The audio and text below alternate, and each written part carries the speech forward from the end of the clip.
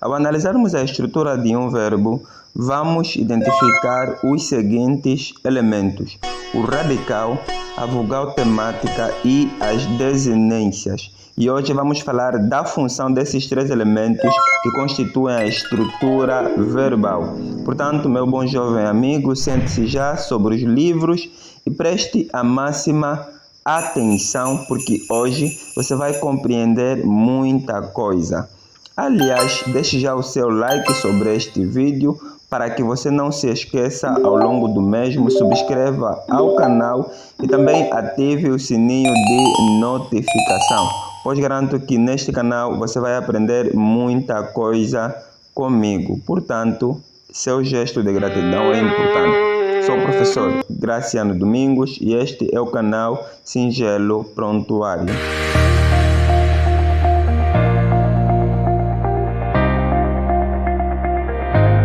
A primeira parte em um verbo é o radical, que nada mais é do que a base desse verbo.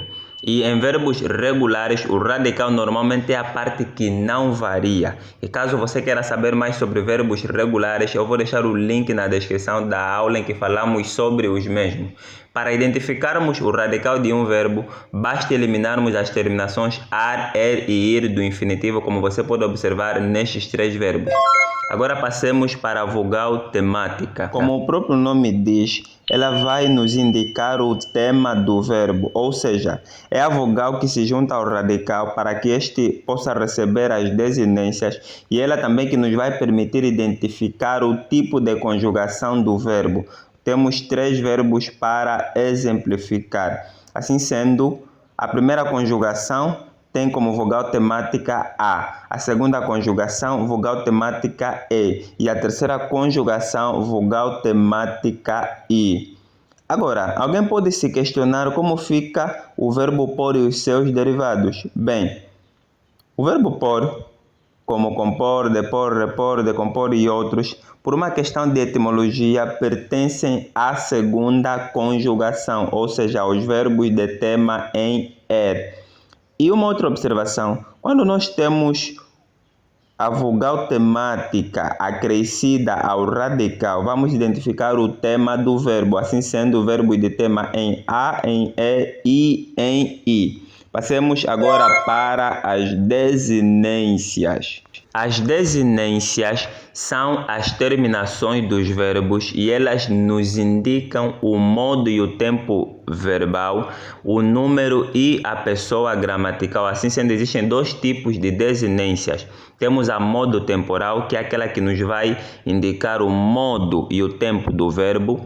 E temos a desinência número pessoal, que nos vai indicar o número do verbo e a pessoa gramatical. Vamos exemplificar começando com o verbo cantar na forma cantávamos. A terminação vá é própria do pretérito imperfeito do modo indicativo, assim sendo a nossa desinência modo temporal. A terminação mus é própria da primeira pessoa do plural, assim sendo a nossa desinência número pessoal. Passemos para uma outra forma verbal, vendêssemos.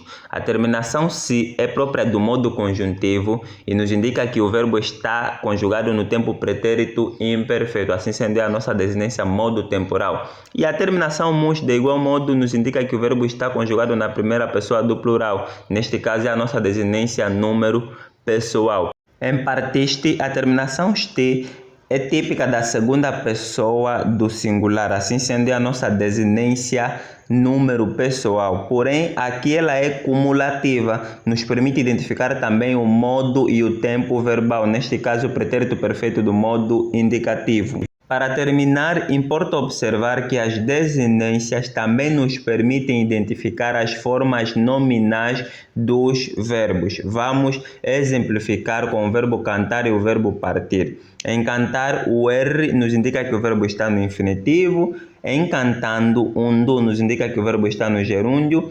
E em cantado e em partido, as terminações ado e ido indicam que o verbo está no particípio. Obrigado por ter chegado até aqui. Caso não for um inscrito, subscreva o canal, deixe seu like e compartilhe o link com os seus amigos. Vemo-nos na próxima aula.